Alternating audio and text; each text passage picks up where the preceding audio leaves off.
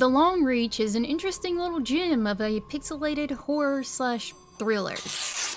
This is another title I went in completely blind on and was actually surprised. In a good way. I have no idea what's going on. Developed by Painted Black Games and published by Merge Games, The Long Reach is a game that will have you experiencing a psychological mind due to, well, science gone wrong. Science? I thought you said seance. Uh-oh. If you've not played this game and are thinking about it, as always, I would suggest you play it first before watching this video. With that warning out of the way, let's dive into The Long Reach. The first scene of the game begins with Calvin. He won't be our primary avatar to experience this tale through, though he and what's about to happen in this segment do tie into future events. Things seem rather mundane in the beginning. We got a guy just on his way to the convenience store. We'll see a letter he's received from his fiancée Shelly, and we can tell they're in a rocky relationship. Inside the convenience store, there are a few characters Calvin will run into. The clerk, with who he seems to be familiar with, and is definitely familiar with his habits. His future mother-in-law, who seems to be a fairly sweet and understanding old woman. And a man staring at the ice cream freezer. After acquiring his jellies, things take a turn. The man staring at the ice cream begins to seize. The clerk holds him down and does his best to keep him from biting his own tongue off while telling Calvin to go call 911. After fumbling around with that for a moment, he leaves the back room to see a horrifying scene. Blood spatters the store, and the clerk and his mother-in-law lay mangled on the floor. Then he too becomes part of it, thanks to the ice cream man. So what do we know so far? Calvin had a fiancée called Shelly. This fiancée seems a little bit of a control freak from the little bit of information we know so far. We know that something is definitely wrong with the ice cream man. He went from staring, unspeaking at the ice cream freezer for who knows how long, to snapping and attacking both the clerk and an old woman, and then Calvin as well. Who is this ice cream man? And what made him snap? We now meet 3 new characters, with at least one of them being someone we've heard mentioned already. Shelly. The other 2 are Stan and Stuart, the latter being RMC. He and Stan are on friendly terms, but Shelly's definitely a no-nonsense kind of gal. There's some sort of experiment going on that involves Stuart. He steps in a room full of musical instruments and begins to play the piano. After a few false starts, we have the title screen. When we return to our hero, he's just waking up from blacking out. Something happened, but we don't know what. That's something we're gonna have to find out. In this title, it's important to check everything. Sometimes there are things we'll need in order to complete a puzzle of sorts to be able to move on. Like in here, we'll need that syringe. We won't use it right away, but it is a necessity. Nothing you pick up is for nothing. It all has a purpose. After leaving the room, we can check the terminal to see a few messages. They all serve a purpose, even if it isn't obvious at first glance. Of course, the one that stands out right now is the one from Shelly to Stan, which mentions Stuart isn't acting normal. And on top of that, there's a crisis going on that must have happened while Stuart was out. And then there's that last email from Stan. Outside the room isn't looking too good. The vending machine is busted, one of the elevator panels is destroyed, and debris litters the floor. Further down the hall, we'll run into Stan. Stan isn't quite himself. He thinks he's a dog. You know you're a lost cause when you start thinking you're an animal. What? He'll scurry off, and Stuart isn't keen to go after him. What won't be obvious right off the bat is what you'll need to do to proceed from here. But if you recall the conversation between Shelly and Stan earlier about his secret Santa present, or the email about chocolate, then you'll know that Stan likes chocolate. And there just so happens to be a box of chocolates in the first room. That chocolate will lure Stan out, which will cause him to drop his rubber bone. Rubber is a good insulator from electricity, so after sharpening it on the broken vending machine, it makes for a decent substitute for the elevator panel. This intro shows us exactly how we're gonna proceed through the rest of this tale. There are clues around that'll help you figure out what you need to do to proceed. You just have to pay attention. Heading to B2, Stuart heads left. Stuart heads right, and a voice over the intercom catches his attention. Heading into B22 as the voice instructs and picking up the ringing phone, we'll find out the voice belongs to Shelly. This conversation reveals she's a bit brusque, if I'm being polite. In fact, if she truly didn't want to waste time, she could have just told him what to do and get help right off the bat, instead of spending all that time telling him he's too stupid to understand. Just like I'm wasting time telling you all that I don't really like her right now. So moving on, the conversation does have a point. She tells Stu what to do in order to call for help. She also relays to him what happened while he was playing the piano, giving us a little more backstory on just what they were up to here. Whatever the project was, caused Stuart to be able to play the piano as if he'd been doing it for years. That part was successful. However, Stu passed out halfway through, and that's when shit began hitting the fan.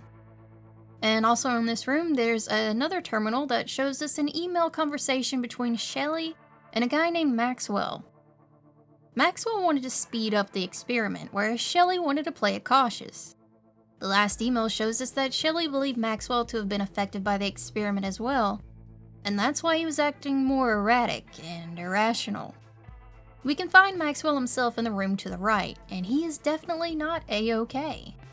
Maxwell believes he's a servant of Elan. While speaking to him, he'll mention a missing holy grail of the blood of their warrior prophet.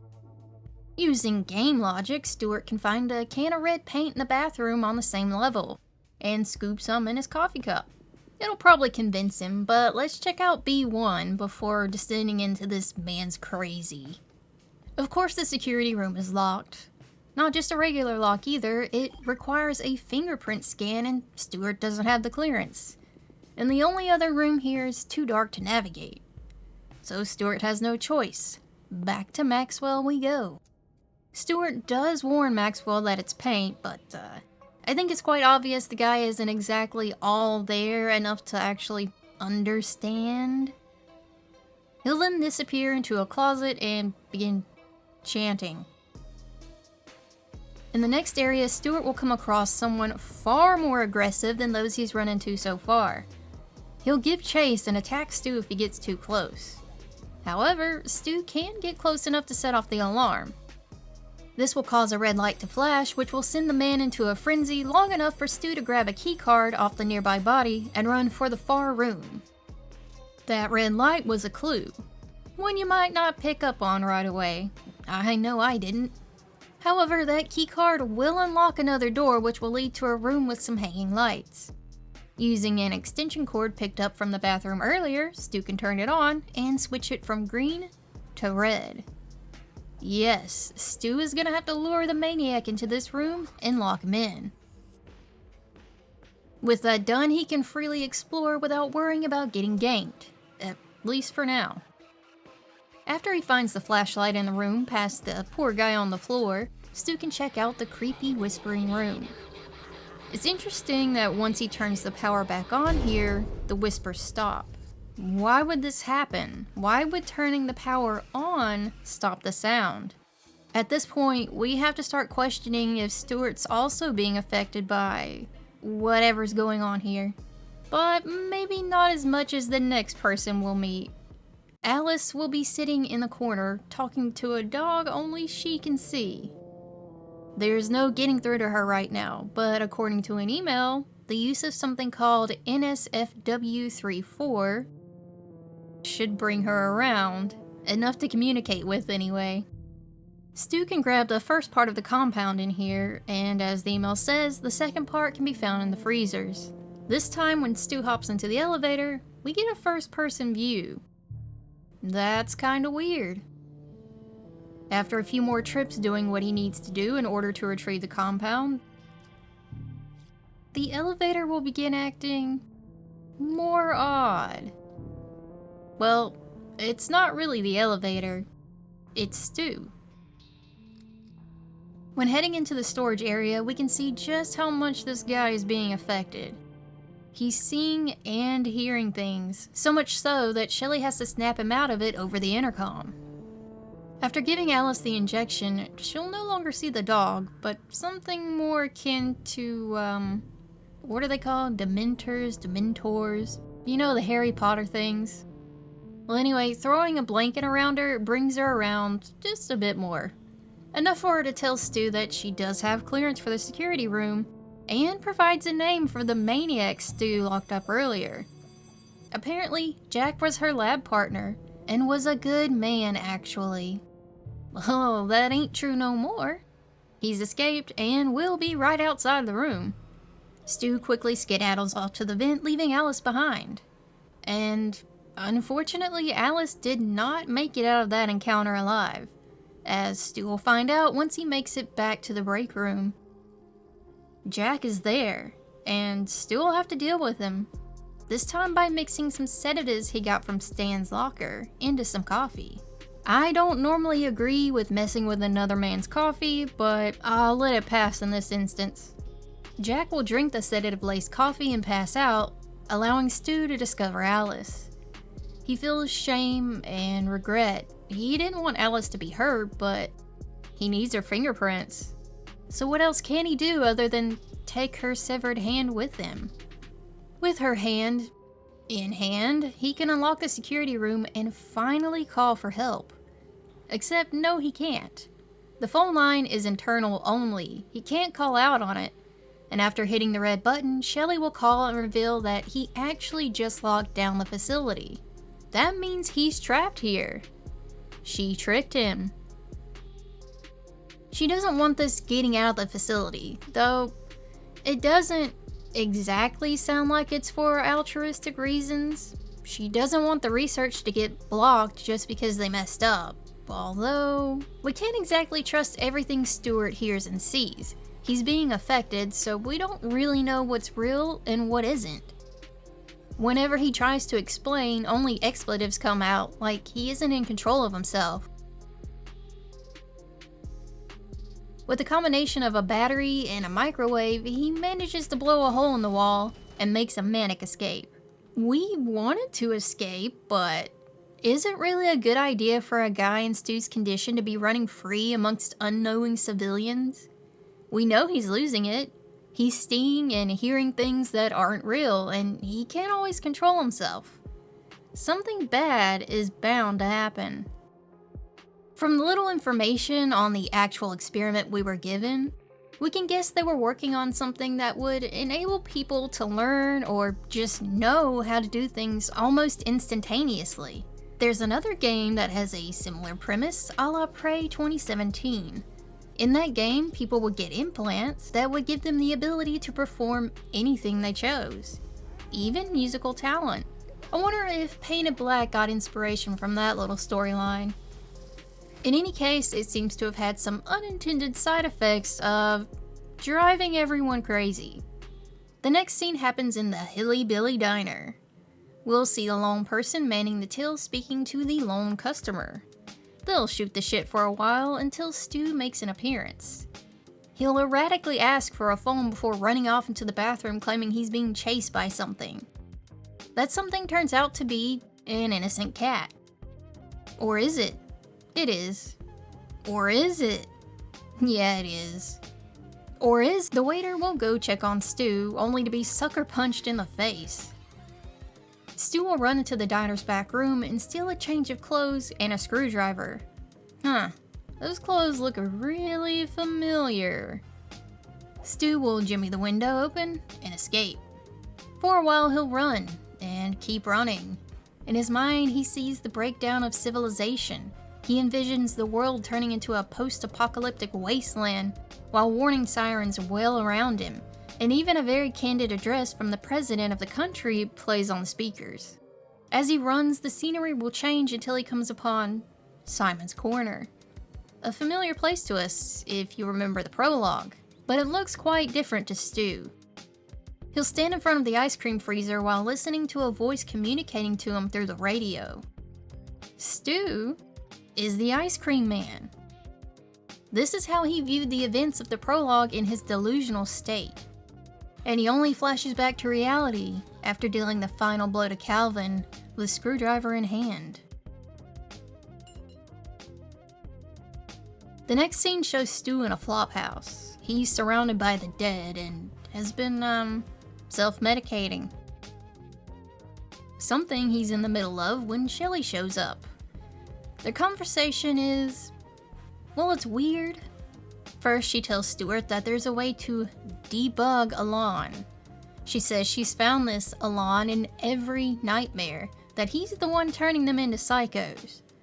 But keep in mind, we can't trust anything Stu sees or hears. Shelly may just be another hallucination. Out of nowhere, without any explanation, she says that she's been in people's heads and can see their nightmares. How? Why? However, Shelly does recognize Calvin, her fiancé. Calvin, who met his end at Stu's hands. The way Stu reacts, he didn't seem to know that the two even knew each other, so that does give some credence that maybe his vision of Shelly is, while not physically real, may mean she's doing some kind of dream-walking thing. Either way, she is most definitely upset to find out what happened to Calvin at Stu's hands. And he's quickly thrown into another scene, a dungeon of sorts, where a knight by the name of Alon sits chained up. This Alon seems to be scared of Shelly. He doesn't seem to be the monster she made him out to be. In fact, it seems Shelly is the monster herself. It's hard to tell what's real and what isn't. For instance, after the conversation with Alon, Shelly seems to relish in psychologically torturing Stu by conjuring up an image of his mother and setting her on fire. And that isn't all she has in store for him. And after that, he's back in the flophouse again, and Shelly continues on with the conversation like none of that had just happened, and tells Stuart that as long as he goes back to turn off the machine, she'll let her grievances with him go. And if he doesn't... I've thought about it, and I'm still not sure if that nightmare sequence involved the real Shelly or not. On one hand, it could have been a knee-jerk reaction after learning what happened to Calvin, wanting to take out her anger on Stu a little, but she's also a pragmatic person. Maybe she was trying to show him what was truly at stake if he didn't stop what was happening. It could also have been just all in Stu's head. As we've seen many times before, we can't really trust what we see and hear. I'm not even sure if the projection of Shelly in the flophouse is real. Whatever the truth is, Stu's gonna head back to that facility to finish this. Returning to the general education facility feels a lot more ominous this time around. The power's out, and the soundtrack puts you on edge. Stu will need to get the generator up and running to travel deeper into the facility, and while he's on his quest to do that, he'll find Josh holed up in one of the rooms. He was the one to come up with the Christmas event we've seen flyers about. It seems they were in the middle of it when things went wrong. Shelly had been holding them together until Maxwell went batshit. Stu leaves him to his shame. Once he has the generator up and running, Stu runs to open the hatch, only to find Jack waiting for him. Stu runs, but there's no escape. After a flash of white, the generator's off again. Something's changed. The previously open safe is now locked closed and will need magnetic keys to unlock it. Finding Josh again reveals that he took the keys to the generator and hid them in the safe. And hid the magnetic keys around, to what end? To act as a test for Stu. A quest that will prepare him for downstairs. He demands Stu to do this quest, to finish what they couldn't. He believes that because they didn't complete it, they didn't find Santa right, that's why everything went wrong. Stu tries to bring sense back to him, but he's too far gone. He believes the light turned on when Stu started the generator was the rapture, then believes he stopped the rapture when he turned the generator off, and then, well, it was apparently too much for him and he turns himself off. There's nothing for it. Stu will have to continue on with this Christmas quest. There are notes around that Josh left as clues to what Stu needs to find, like this one. This clue leads to the spider lock, and another clue. Finding 3 of these will unlock the safe, which gives Stu the key, and he can again turn the generator on. And this time when he accesses the freight elevator, it's blissfully empty. The lower levels are looking much worse than the ground floor. Still, Stu is parched and takes a drink of water. Apparently, the water was drugged, and he'll find himself tied to a chair in a room with Maxwell. And Alice's head. Here, he'll need to be careful with his conversation. Maxwell does remember Stu and believes he's come for his ascension. Stu will need to navigate this conversation with caution. Maxwell is a very, very unstable man. He seems to think that Alice's head is some kind of oracle and will consult it on Stu's true intentions. At this point, Stu can kick the table to get a favorable outcome. Unless you're too hasty and completely screw him over. After convincing Maxwell that Stu is trustworthy, he'll untie him and inform him that he'll have to wait for his ascension. Maxwell needs an effigy before he can grant that. Well, at least no one will be drinking an effigy, unlike the paint. It's gonna take a bit of running around to get this thing made, and while doing so, Stu will have to face more than one lunatic who wants to end him. That's not the only goal this time around either. At some point, he'll come across a hallucination of a tree with a bell and a castle wall. The foliage blocking the door will need to be cleared, and in order to do that, he's gonna need to find 2 more bells, one which Maxwell is guarding. While on the search for needed items, Stu can find an email from Shelley to Calvin. It's a follow-up on the note he had from her in the beginning. An apology for being so harsh. Perhaps our first impression of Shelley was wrong. After assembling the figurine and handing it off to Maxwell, he'll mention that others need ascension before Stu. Judging by his comments on what ascension is, I don't think Stu would want that anyway. He also mentions that the Pure One is the only one who knows the code to get into the core, where Elan is. The Pure One referring to Jim. An email Shelley sent to Jim also seems to confirm that he is the only one with the code to get in there. Now that he has his precious figurine, Stu can gank the bell and hang it and the other one he found up on the tree. And inside, Shelley sits on the floor. She also lays on a bed, or a slab, or whatever it is. She seems to have given up, but does tell Stu to go to her office and call a special number and ask for cleanup. She doesn't elaborate on what that means exactly, and Stu doesn't ask. Afterwards, she wants him to go to the core, but with Jim not talking, she's gonna have to figure something out while Stu does what she's asked. Just as Shelley said, the special number does reach the intended recipient, and they confirm the cleanup.